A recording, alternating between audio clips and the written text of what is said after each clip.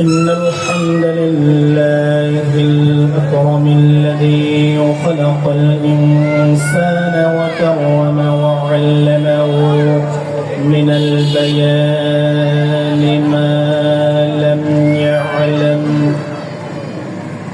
فسبحان الذي لا يحصى امتنانه باللسان ولا بالقلم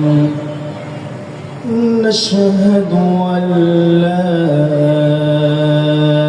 إله إلا الله وحده لا شريك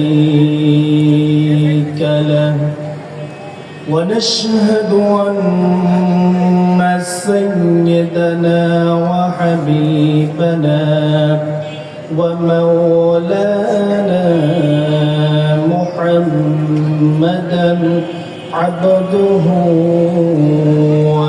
ورسوله الذي أرسله بالحق بشيرا ونذيرا وداعيا إلى الله بإذنه وسراجا وقمرا منيرا فقد قال الله تعالى في كلامه المجيد والفرقانه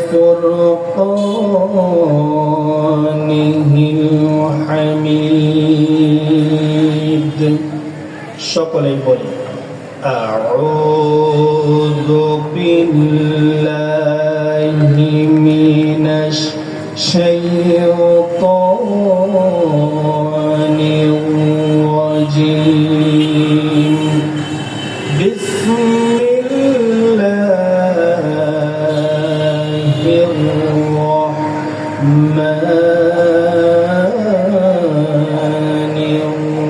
الرحيم إن الله وملائكته يصلون على النبي يا أيها الذين آمنوا صلوا عليه وسلموا تسليما اللهم صل على سيدنا مولانا محمد وعلى آل سيدنا شفيعنا محمد নহে সমাপ্ত কর্ম মোদের অবসর কথা বিশ্রামের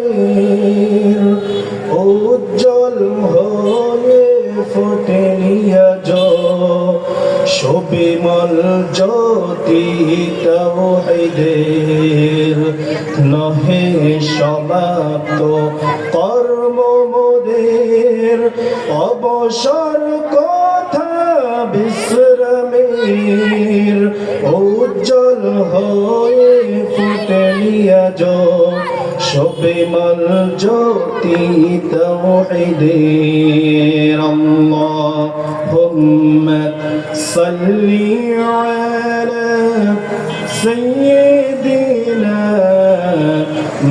مولانا محمد وعلى آل سيدنا رسولنا محمد محمد شبيب بلغ العلا بكماله كشاف الدجى بجماله حسنت جميع خصاله صلوا عليه وآله قدموں میں مصطفیٰ کی میرا منظر ہوتا او خاک پاک ہوتی ہے خسر ہوتا بلغ العلا بكماله كشاف الدجى بجماله حسنت جميع خصاله صلوا عليه وآله সমস্ত প্রশংসা সেই মহান রব্বুল আলামিনের জন্য যে আল্লাহ সুবহানাহু ওয়া তাআলা দীর্ঘ একটি বছর পরে বাইতুল হামদ জামে মসজিদ কর্তৃক তাফসীরুল কোরআন মাহফিলের প্যান্ডেলে বসে কোরআনুল কারীম হাদিস থেকে কিছু কথা বলার এবং শোনার জন্য যে আল্লাহ সুবহানাহু ওয়া তাআলা সুযোগ করে দিলেন, সে আল্লাহ সুবহানাহু ওয়া তাআলার প্রতি প্রশংসা কৃতজ্ঞতা জ্ঞাপন করি। সবাই বলে আলহামদুলিল্লাহ। দরুদ ও সালাম পেশ করে বিশ্ব মানবতার মুক্তির দূত, যিনি ছিলেন সর্বযুগের সর্বশ্রেষ্ঠ মহামানব, সেই রাসূলের প্রতি দরুদ ও সালাম পেশ করে সবাই বলে সাল্লাল্লাহু আলাইহি ওয়াসাল্লাম। আমরা এখানে এসেছি কোরআনুল কারীমের আলোচনা শুনতে। আল্লাহ রাব্বুল আলামিন কোরআনুল কারীমের সূরা কাফের শেষ নম্বর আয়াতে আল্লাহ রাব্বুল আলামিন বলেন, যারা আমাকে ভয় করে আর যারা উপদেশ গ্রহণ করতে চায়, বিশ্ব নবীর মাধ্যমে কোরআনের আয়াত নাযিল করে দিলেন, ফাযাক্কির বিল কুরআনি মান ইয়াখাফু ওয়াঈদ। হে রাসূল, সুতরাং আপনি তাদেরকে উপদেশ দিন, বিল কুরআনি মান ইয়াখাফু ওয়াঈদ, যারা আমাকে ভয় করে তাদেরকে এই কোরআন দিয়ে উপদেশ দিয়ে দিন। তার মানে এই আয়াত দ্বারা বোঝা গেল, মুসলমান যদি জীবনের সব কিছু পরিচালনা, ব্যক্তি, পরিবার, সমাজ, রাষ্ট্র সব কিছু যদি আমার পরিচালনার দরকার হয়, তাহলে আল্লাহ রাব্বুল আলামিন এই কোরআন দিয়ে চলতে বলেছেন। বলেন সুবহানাল্লাহ।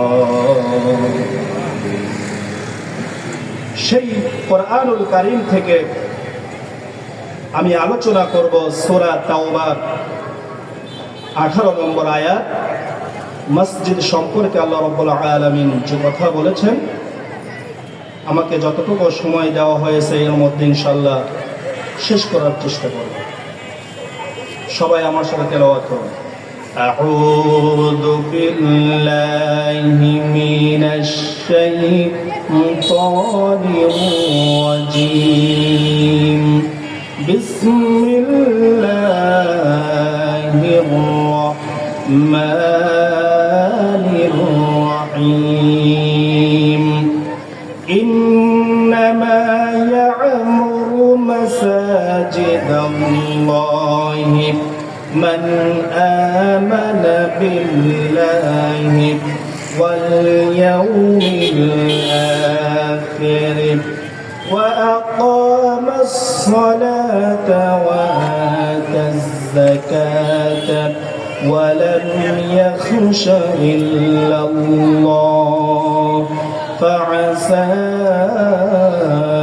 أولئك أن يكونوا من المهتدين কোরআনুল কারীমের সূরা তাওবার 18 নম্বর আয়াত তেলাওয়াত করেছি।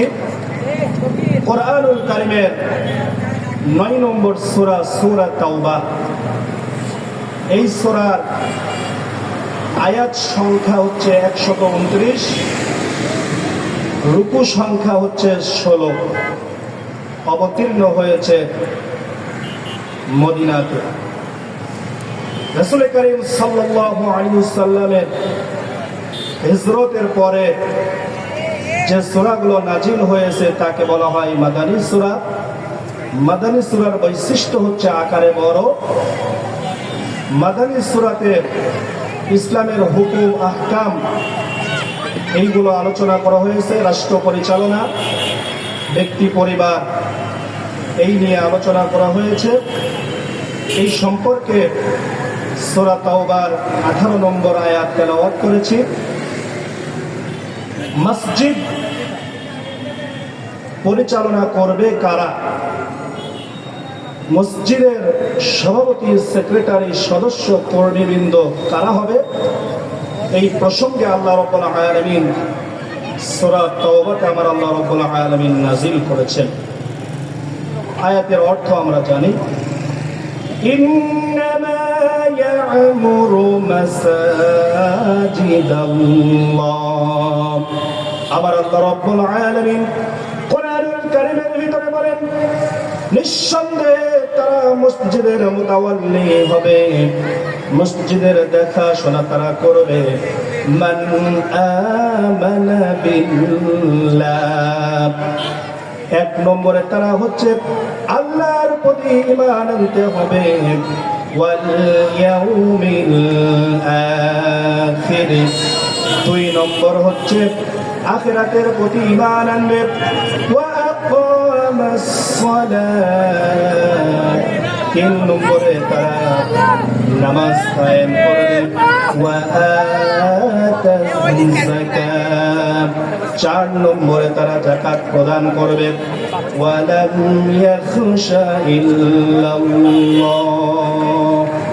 আর 5 নম্বরে গুণ হবে একমাত্র আল্লাহ ছাড়া কাউকে ভয় করা যাবে না। বলেন সুবহানাল্লাহ। আমার আল্লাহ রাব্বুল আলামিন ঘোষণা দিয়ে দিলেন, ফাআসা উলাইকা আন ইয়াকুনু মিনাল মুহতাদিন। বলেন আল্লাহু আকবার। মসজিদের গুণ সম্পন্ন এই 5টা যার ভিতরে গুণ থাকবে, আমার আল্লাহ রাব্বুল আলামিন বলেছেন যে আশা করা যায় তারাই হচ্ছে সঠিক রাস্তা পেয়ে যাবে। বলেন সুবহানাল্লাহ। 1 নম্বরের গুণ হচ্ছে ঈমান আনতে হবে আল্লাহর প্রতি। আমার ভাইরা, আমার মুসল্লিবৃন্দরা, কান খুলে শুনে রাখুন। ঈমানের ডেফিনিশন, ঈমানের আলোচনা অনেক লম্বা কথা, সময় যেহেতু সংক্ষেপ কথা বলা যাবে না। ঈমান প্রসঙ্গে সর্বপ্রথম আল্লাহর কাছে ঈমান আনতে হবে, আল্লাহর প্রতি ঈমান আনতে হবে। এক যে আল্লাহ আছেন, আল্লাহ রাব্বুল আলামিন সূরা আনআমের 102 নম্বর আয়াতে আমার আল্লাহ রাব্বুল আলামিন ঈমান সম্পর্কে জানিয়ে দিলেন, যালিকুমুল্লাহু রাব্বুকুম লা ইলাহা ইল্লা হুয়া খালিকু কুল্লি শাইইন ফা'বুদুহু ওয়া হুয়া আলা কুল্লি শাইইন ওয়াকিল। ঈমান সম্পর্কে আল্লাহ রাব্বুল আলামিন বললেন, যালিকুমুল্লাহু রাব্বুকুম, ওটাই হচ্ছে তোমাদের রব, তোমাদের প্রতিপালক, লা ইলাহা ইল্লাহু, তিনি ছাড়া কোনো আইনদাতা নাই, বিধানদাতা নাই, শাসনকর্তা নাই, লালনকর্তা নাই, পালনকর্তা নাই, সর্বময় সার্বভৌমত্বের মালিক তিনি ছাড়া আর কেউ নাই। খালিকু কুল্লি শাইইন ফা'বুদুহু। আবার আল্লাহ রাব্বুল আলামিন বলেন, সমস্ত এই আসমান আর জমিনের ভিতরে যা কিছু আছে এর সৃষ্টিকর্তা হচ্ছেন একমাত্র আল্লাহ রাব্বুল আলামিন। বলেন সুবহানাল্লাহ। ফা'বুদুহু। আর আল্লাহ রাব্বুল আলামিন বলেন, অতএব আমার ইবাদত করো, কেননা ওয়া হুয়া আলা কুল্লি শাইইন ওয়াকিল। তিনি সব বস্তুর উপরে হচ্ছে কর্মবিধায়ক, তত্ত্বাবধায়ক। বলেন সুবহানাল্লাহ। আল্লাহ রাব্বুল আলামিন ঈমান প্রসঙ্গে কোরআনুল কারীমের ভিতরে বলেন, ফামান ইয়াকফুর বিত-তাগুতি ওয়া ইউমিন বিল্লাহ ফাকাদ ইসতামসাকা বিল-উরওয়াতিল ওয়াথকা লা ইনফিসামা লাহা ওয়াল্লাহু সামিউন আলীম। আমার আল্লাহ রাব্বুল আলামিন বলেন, ফামান ইয়াকফুর বিত-তাগুত, যারা তাগুতকে অস্বীকার করেছে, বর্জন করেছে। তাগুত হলো এই শক্তি, সমাজ শক্তি, ইসলামের বিদ্রোহী শক্তি, রাষ্ট্র শক্তি, প্রশাসন শক্তি, যারা নিজেও আল্লাহর আইন মানে না, অন্য কেউ আল্লাহর আইন মানতে দেয় না। আল্লাহ রাব্বুল আলামিন বলেন, যারা ঈমান আনবে এবং তাগুতকে প্রত্যাখ্যান করবে, ওয়া ইউমিন বিল্লাহ ফাকাদ ইসতামসাকা বিল-উরওয়াতিল ওয়াথকা। আল্লাহ রাব্বুল আলামিন বলেন, সেই ব্যক্তি যদি ঈমানকে মজবুত করে, যদি আমার আল্লাহ রাব্বুল আলামিন শক্তভাবে ধরতে পারে, যদি আমার বান্দা শক্তভাবে ঈমানকে মজবুত করে ধরে রাখার চেষ্টা করে, আল্লাহ রাব্বুল আলামিন বলেন, মালাহা, পৃথিবীর কোন শক্তি, কোন সুপার পাওয়ার তাকে কোনদিন ছিন্ন বিচ্ছিন্ন করতে পারবে না। ঠিক কিনা মুসলমান? আল্লাহ রাব্বুল আলামিন বলেন, ওয়াল্লাহু সামিউন আলীম। আল্লাহ রাব্বুল আলামিন বলেন, আর আল্লাহ রাব্বুল আলামিন সব কিছু শুনেন আর তিনি সব বিষয়ে তিনি জ্ঞান রাখেন। বলেন সুবহানাল্লাহ। আল্লাহ রাব্বুল আলামিন দ্বিতীয় নম্বরের গুণ হচ্ছে, যারা আখিরাতের প্রতি ঈমান আনে, এই জীবন শেষ করার পরে আমাদের একদিন পরকালে যেতে হবে, কবরের জীবন শেষ, কবরের জীবন শুরু হয়ে যাবে।